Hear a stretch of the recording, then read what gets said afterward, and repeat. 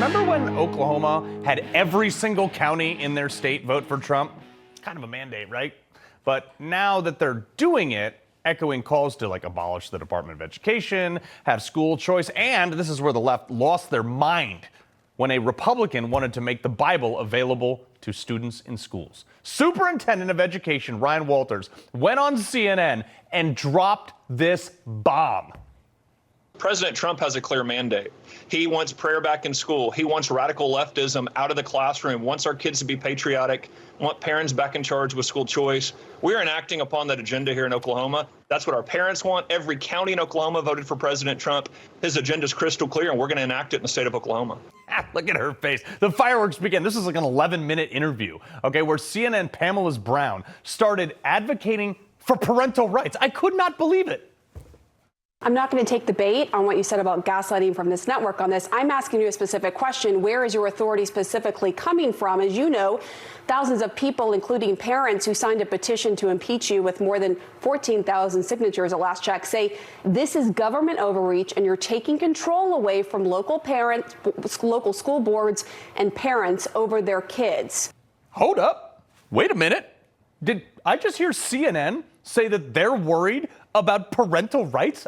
Guys, where were they for the last 5 years while people like me were beating our fists on school board of ed meeting podiums for our parental rights on things like masking our kids, drag queen story hour, school choice, gay pride being plastered all over the classroom, tampons in boys' bathroom, boys and girls' bathroom. Oh, right. CNN was backing up the DOJ while they put us on terror watch list. You guys championed this and wanted parents to have no say. Oh, you want drag queen story hour, gender transitions, whatever weird stuff they were doing without parental consent? Oh, we'll tell you later. I was fine. I said it at the time. How would they feel if we just started baptizing kids in school and then we'll tell them after? It would have been the same thing. And in Oklahoma, we didn't even have to baptize anybody. We just put the Bible in the classroom and they freaked out. First of all, the Constitution is not crystal clear on that. It doesn't have God in it.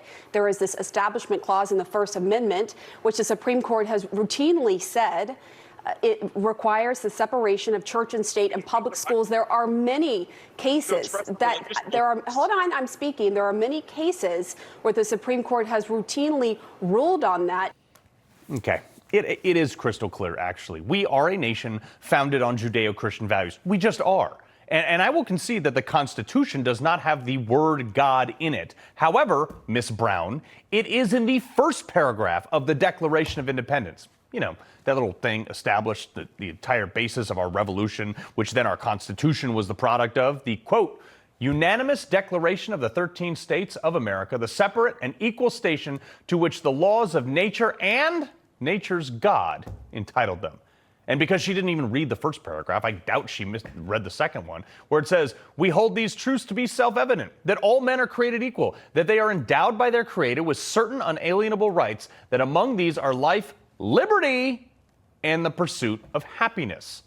The courts have in fact ruled that religion is in fact the pursuit of liberty and set in the 14th Amendment, as well as Everson versus Board of Education, which gave us the Establishment Clause, which forbade government involvement with religious institutions.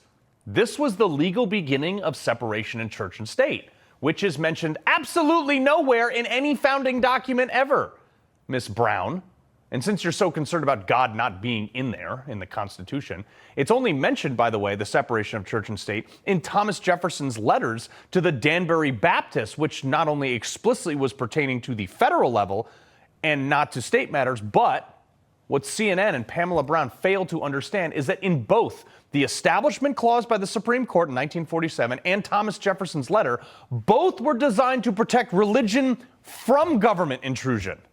And specifically to the 1947 court decision, prevent the government from establishing a church for fear it could be legislated into our lives.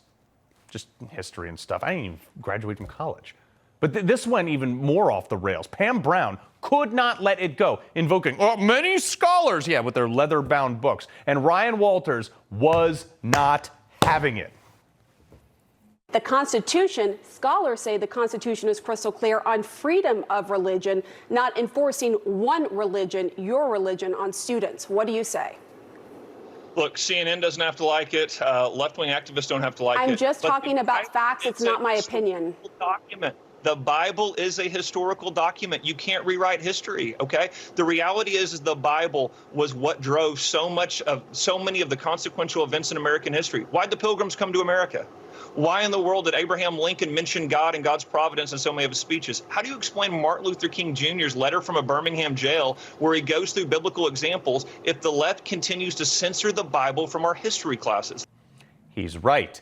And the reason she didn't push back on that issue is because I guarantee you Miss Brown didn't know the answers to any of those questions because Bibles have been removed from schools. Kind of making my point. Just last week, this federal judge ruled it's unconstitutional for the Ten Commandments to be shown in a classroom. How is what you're trying to do different? Well, it's a radical federal judge way out of step with the American people and the Constitution. Here's the reality. We have the right to express our religious beliefs. We absolutely do. That doesn't stop at a schoolhouse. I was crystal clear in there. We're not telling kids they have to pray, but we are telling kids they have the right to pray if they so choose. You see, the left, and I include CNN in that, is so used to Republicans just backing down. Oh, we're sorry anytime they're challenged. And now that Trump has unequivocally won, I mean, in a major way, Republicans, at least some, have found a backbone and said, no, I don't have to capitulate to your hatred of my values. So CNN pivoted again. If it's important to talk about religious texts and how it weaves into the history of the U.S., then why not also include the Quran? Why not also include the Book of Mormon? Why not also include these other religious texts? Well, let's talk about this for a second. Everyone who signed that list, everybody suing me, they're the same people that want gender, queer, and flamer in the classroom under the guise of... That's not necessarily true. You are painting everyone with a broad brush. I know the litigants in the case. The ACLU sued me on both. Southern Poverty Law Center. The reality is these people want radical gender pornography in the classroom, but they don't want the Bible. But they would say the Bible has pornography and incest and rape. So what do you say to that? You think the Bible's on the same plane as gender? I'm not saying that. That's not what I'm saying. I mean, that's laughable. Yeah, it is laughable. Again, Pam, I know you think diversity is our greatest strength. It's not. And the reason he's not teaching those religions is because it was not part of the founding of this country. That's all. And this is where I really feel like I was living in the upside down. And Ryan, thank God, held the line.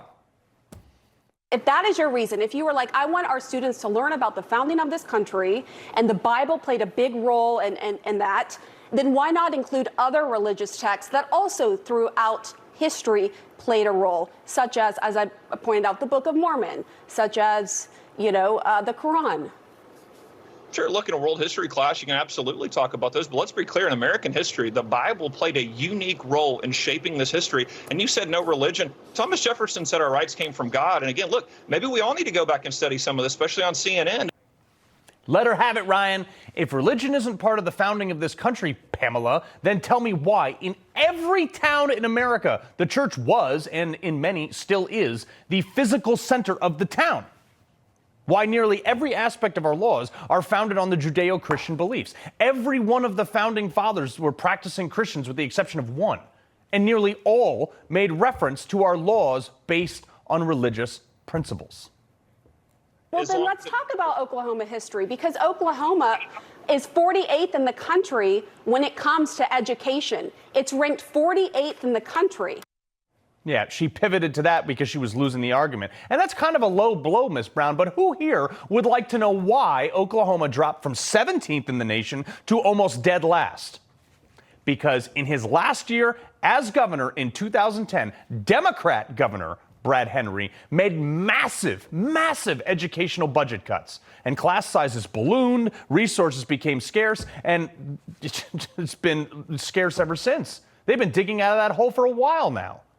Look, I find it hilarious that now that a Republican is putting a Bible in a school, once we do that, all of a sudden, CNN cares about parental rights? Well, that rate, well, let's see how fast we can get them to advocate for school choice by mandating public schools all over the nation. Put a picture of your next president for the next 4 years. He loves the Constitution. He fights for what's right. He hates the bad guys. He's a freedom warrior. He's your freedom warrior. Watch Carl Higbie every weekday on Newsmax.